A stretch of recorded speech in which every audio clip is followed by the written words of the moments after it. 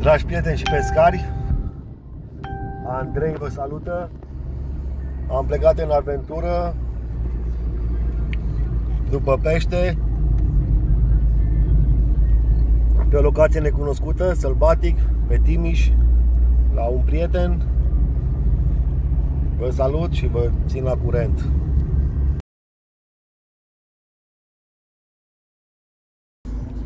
Dragi prieteni, sunt aproape de locație.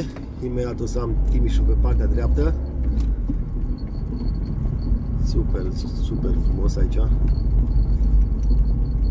M-am dus să mă întâlnesc pentru prima dată cu Uica Gore, care m-a invitat la dânsul la o partidă de pescuit.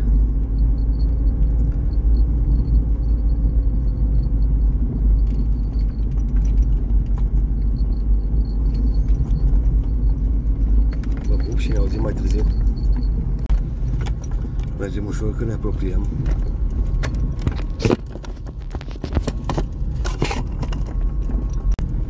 Mai sunt pescari aici pe mal.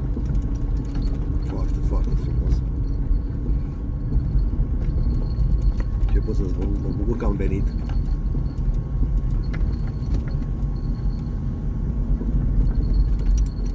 Căutăm steagul și rulota.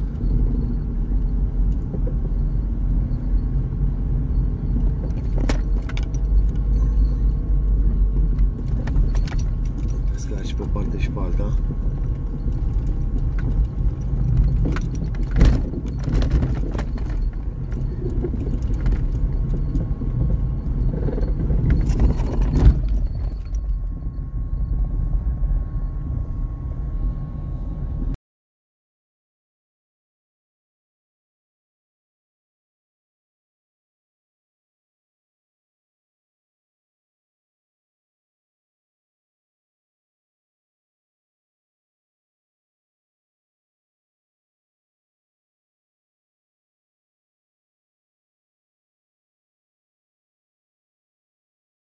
Dragi prieteni pescari,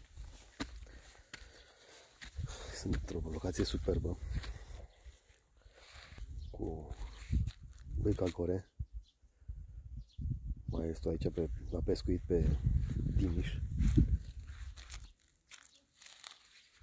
Foarte frumos.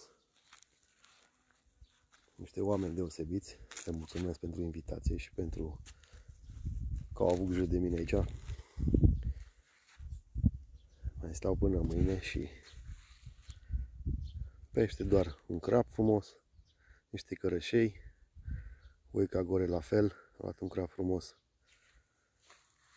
Apoi, asta este, dragii mei. Vă salut și vă doresc să fiți întins. Bună dimineața, dragi prieteni.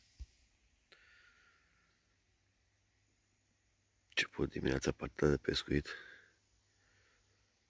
Un scobar frumos.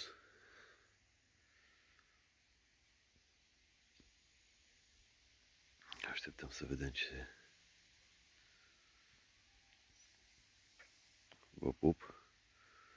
Salută și Uica Gore care e acolo. O zi frumoasă, dragilor.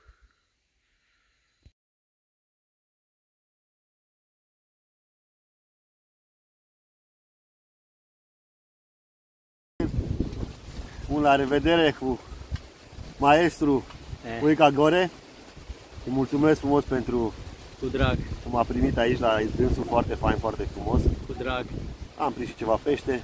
Frumos. Și a fost frumos. Bravo. O zi liniștită la toată lumea. Aveți grijă de voi. Vă pupăm. Salut. Ciao.